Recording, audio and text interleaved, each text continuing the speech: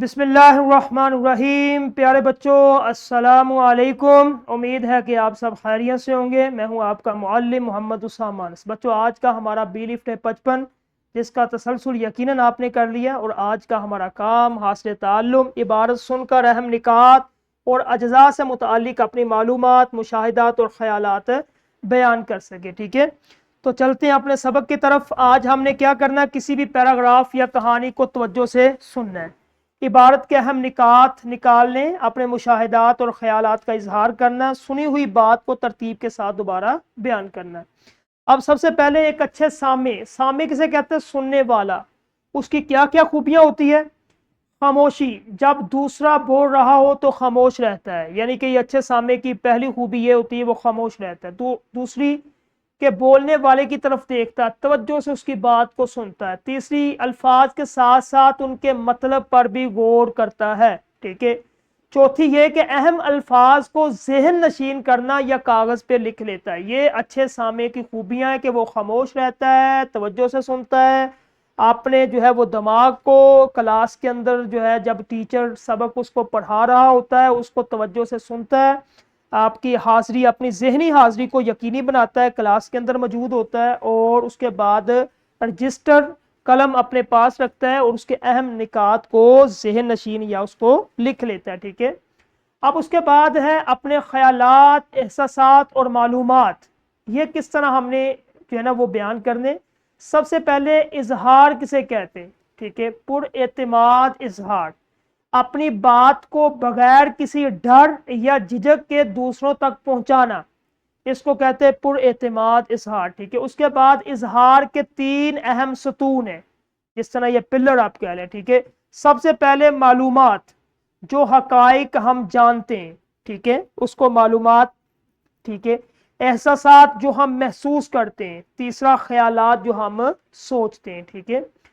तो इसके बाद जो है खुद एतमादी क्यों ज़रूरी है? सबसे पहले अपनी ज़रूरत को बेहतर तरीके से समझाने के लिए, दूसरों के सामने अपना मौक़िफ़ दुरुस्त साबित करने के लिए, दोस्ती और समाजी ताल्लुकात को मजबूत बनाने के लिए। ठीक है।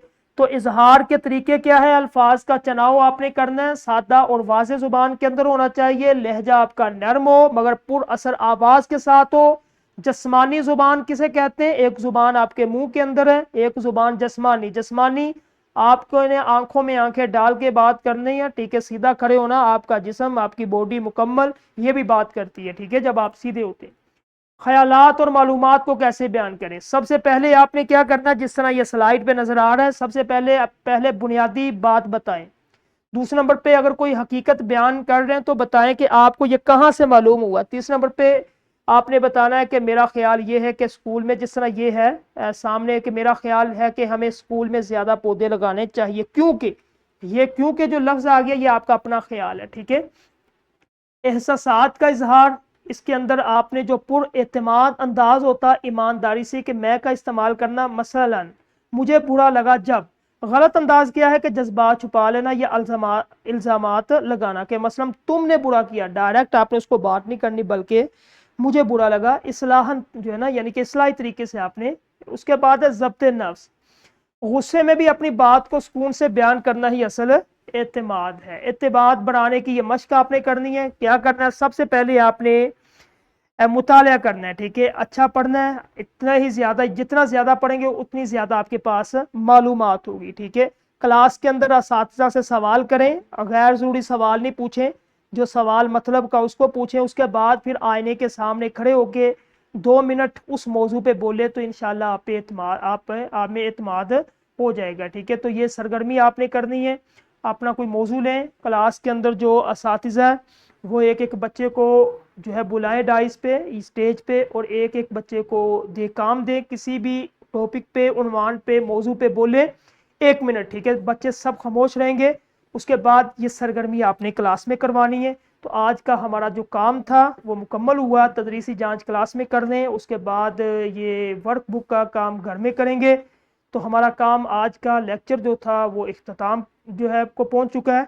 इंशाल्लाह कल हम एक नए लेक्चर के साथ मिलेंगे। अस्सलामु अलैकुम।